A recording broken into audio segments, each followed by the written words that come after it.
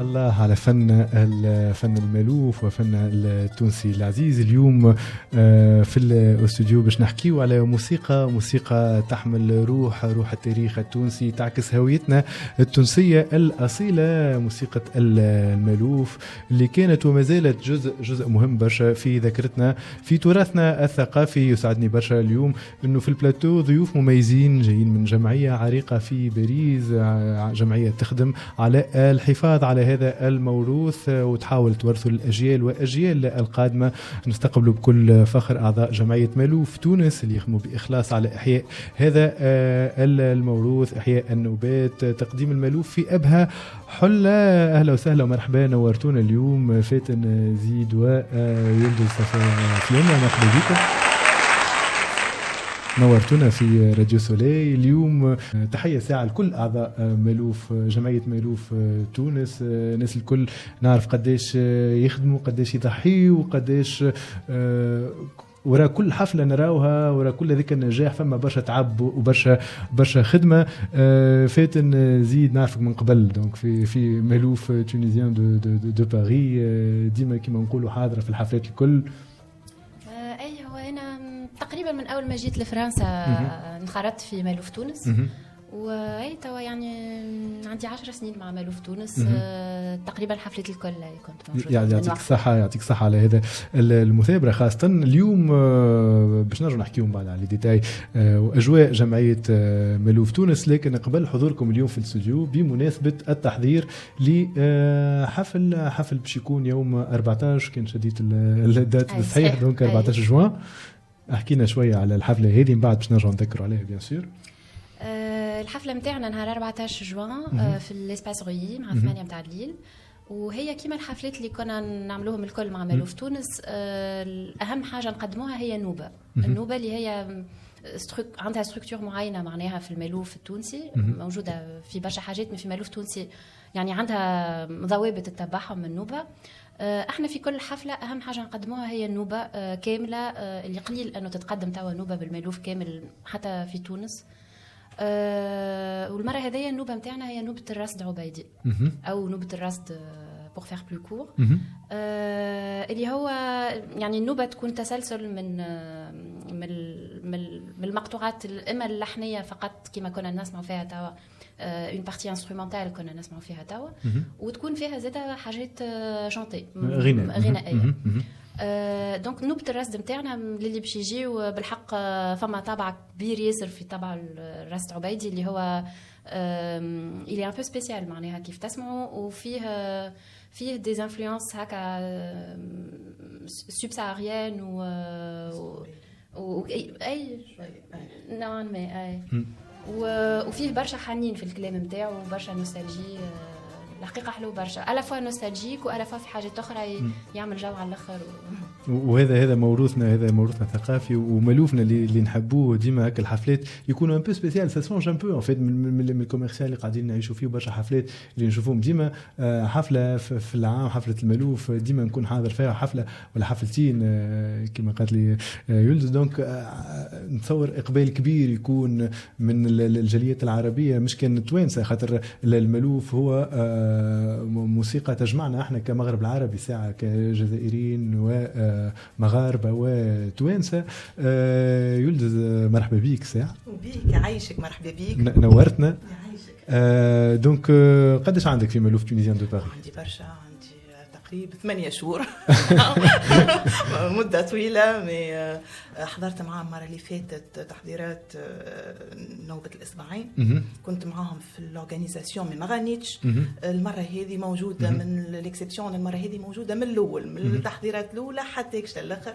دونك تقريبا هذه أول نوبة باش نقدمها، باش تكون حاضرة معهم، وباش تكون حاضرة كصوت. أي صوت صوت وصورة صوت معناها غناء. دونك التحضير زاده في الاورغانيزاسيون واضح. دونك خلينا نحكيو شويه ساعه على انضمامك لجمعيه مألوف تونيزيان باريس. شنو هو اللي شد انتباهك؟ كيفاش سمعت بالجمعيه؟ كيفاش هكا قلت خلينا ننضم؟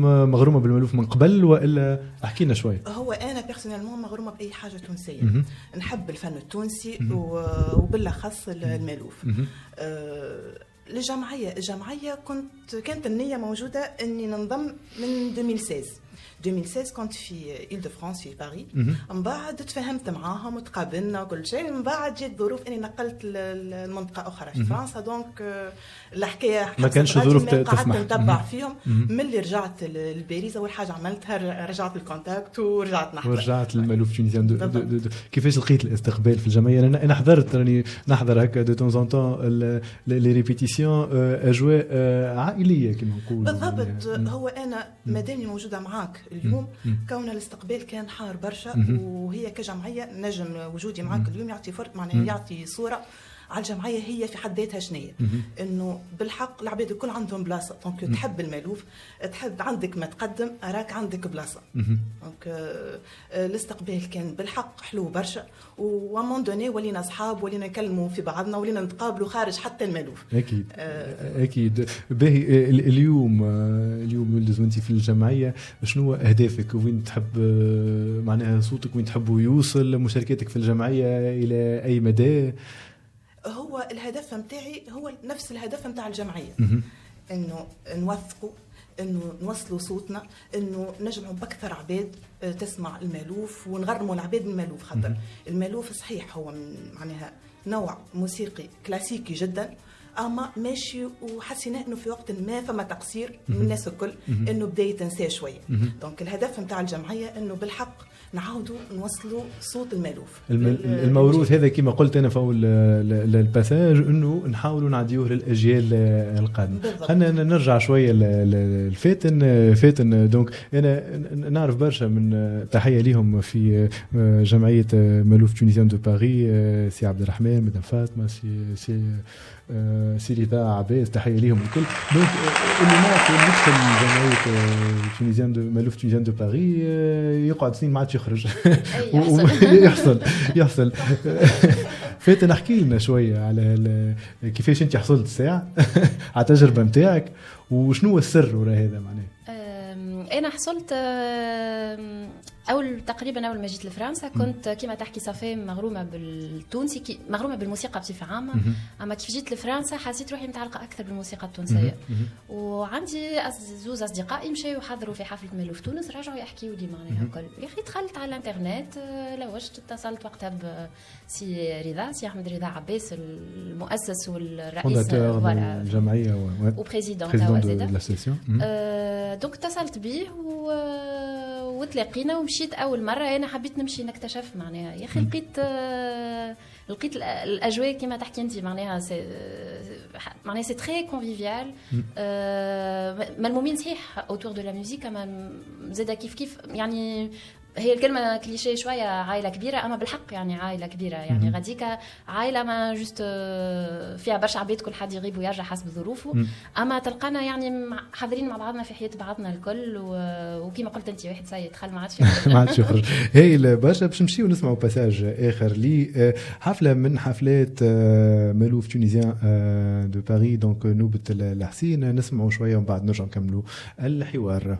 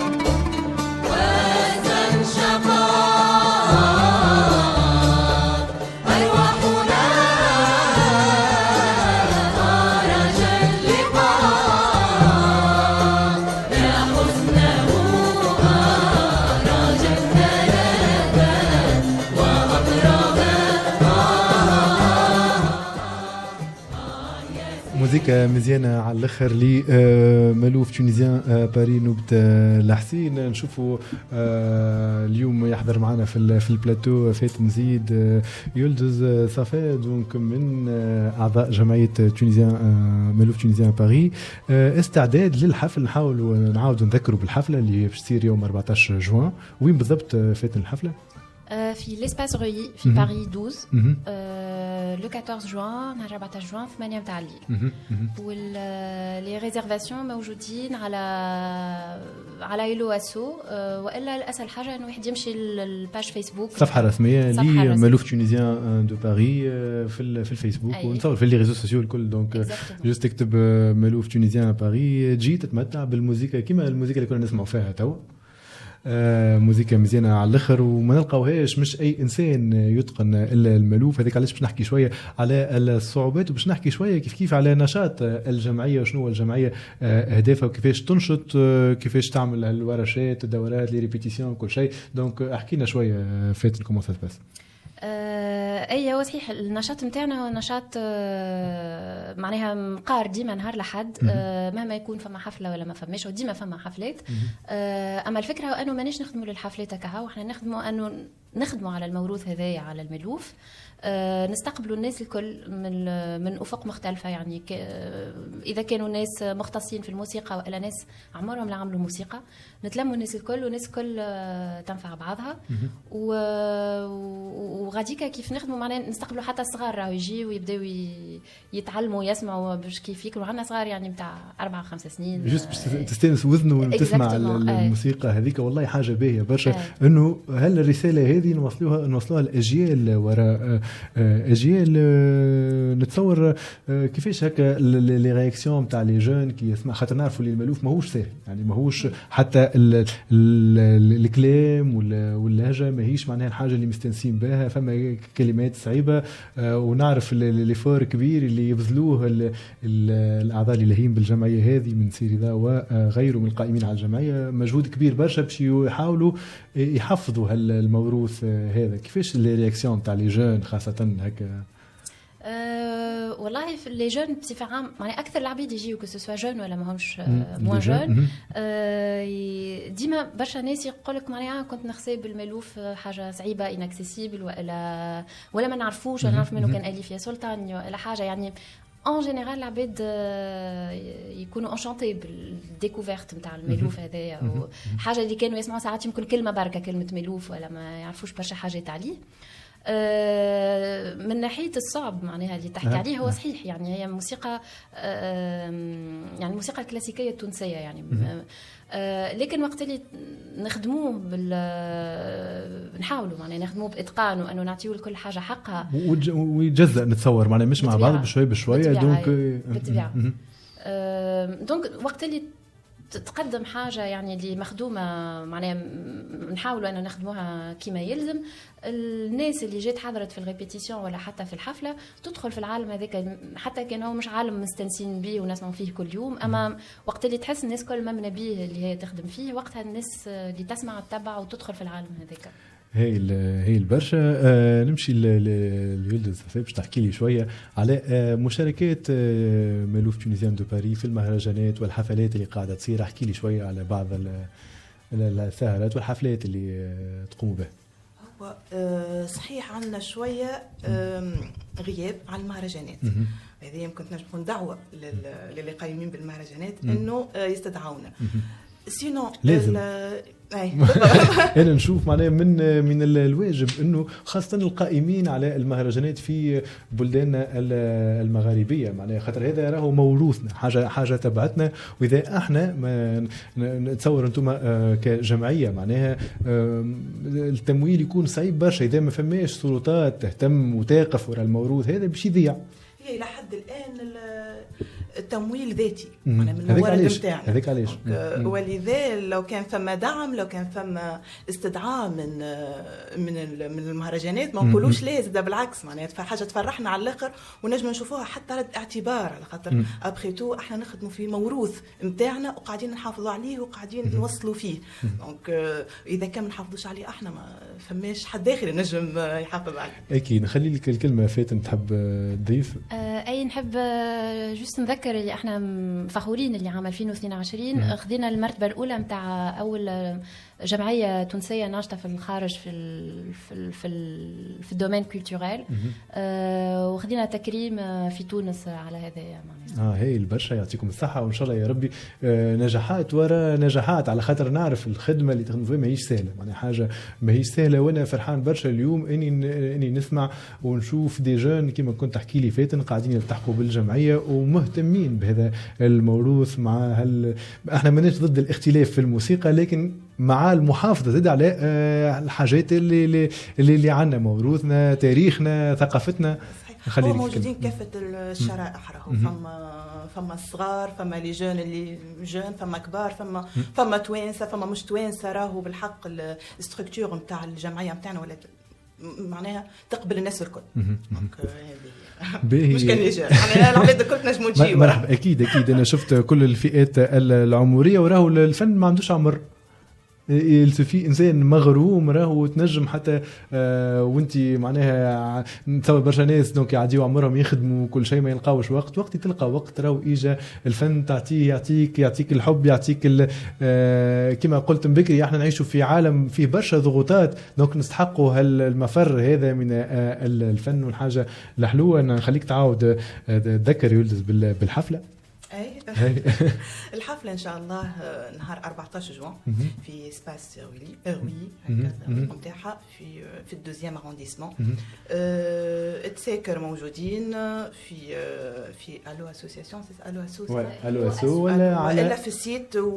سي بلو سامبل كو معناها دالي ديريكتومون سور لي باج فيسبوك et les réseaux sociaux. فما الكيو ار كود، فما لي كونتاكت، تنجموا تكونتاكتونا بار تليفون، تنجموا تعملوا ريزيرفاسيون ديريكتومون بار كارت بانكير. دونك فوالا. والحفلات كنا نرجع للسؤال نتاعك، عندنا معدل حفلتين في العام، وولينا نعملوا حتى في حفلات المستير في تونس. دونك صارت حفله نهار 7 نوفمبر 9 نوفمبر ولا 7 في نوفمبر ديسمبر باردون 7 ديسمبر عملناو.